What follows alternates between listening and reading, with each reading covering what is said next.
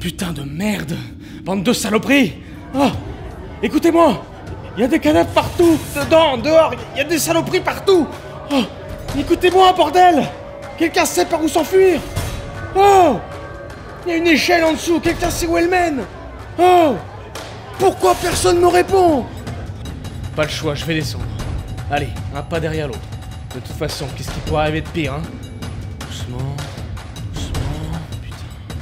On y voit comme à travers le cul d'une poule. Bon, j'y vais.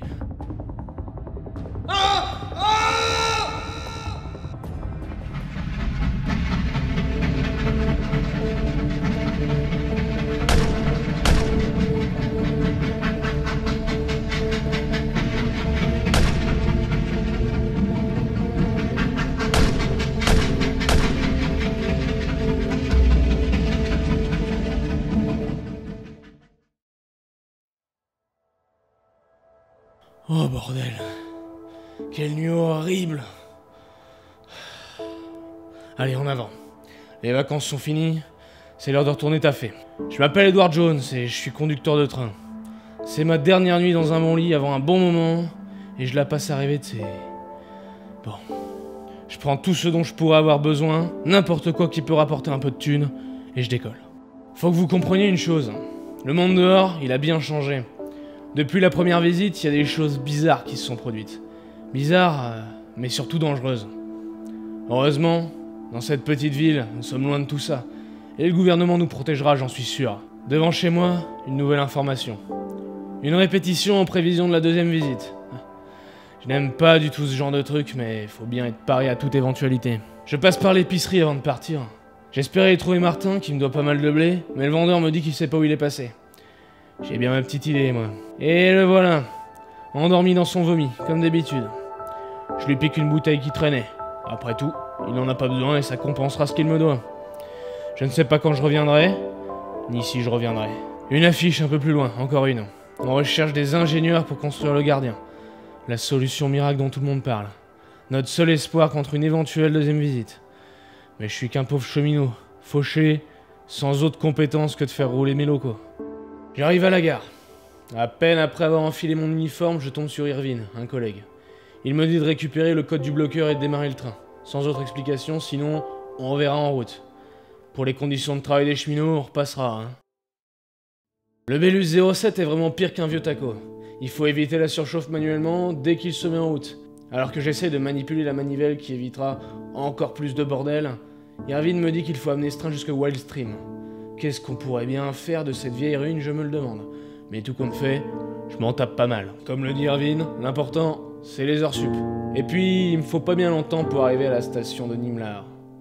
J'aurais bien évité de faire un arrêt, mais l'avancée est toujours stoppée par des bloqueurs, et il faut un code pour les passer. Et évidemment, le chef de gare est allé manger à l'autre bout de la ville. Génial. Après un long aller-retour et un bref regard sur une télé, je retourne à mon train sans penser à rien. Après tout, s'il y a vraiment un problème, le gouvernement nous le fera savoir. Ils ont toujours été là pour nous. Le code entrée, je détache le train et nous repartons avec un passager en plus. Le passager s'appelle Lewis McGreen. C'est un homme d'affaires et ça s'entend. Il a passé le trajet à se plaindre de l'absence de son train habituel, à se plaindre de l'état du Bélus 07, à se plaindre qu'Irvine ne faisait rien pour arranger les choses. Son ton condescendant et embourgeoisé m'aurait donné envie de le lancer par-dessus bord. Mais un message attire mon attention et j'oublie très vite cet abruti. C'est un opérateur, Peter White, qui m'envoie ses amitiés.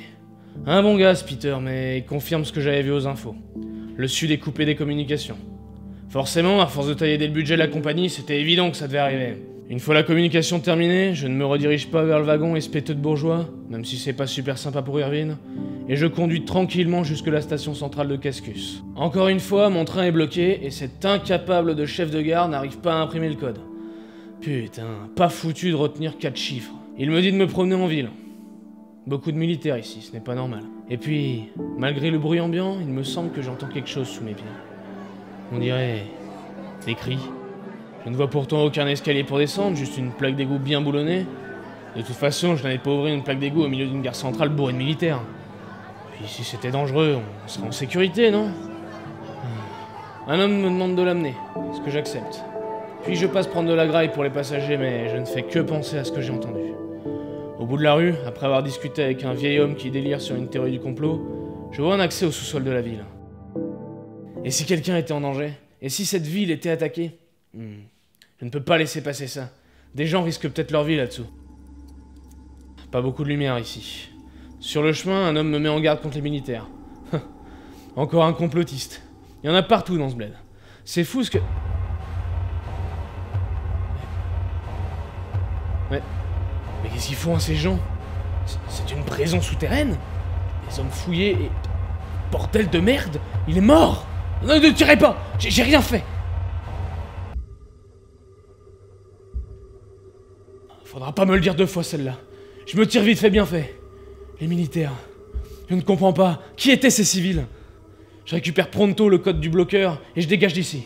Incapable de penser à autre chose qu'à ce que je venais de voir. Comment peuvent-ils faire ça? Et surtout, si je ne peux plus faire confiance aux militaires de mon pays pour assurer ma sécurité, à qui puis-je vraiment faire confiance?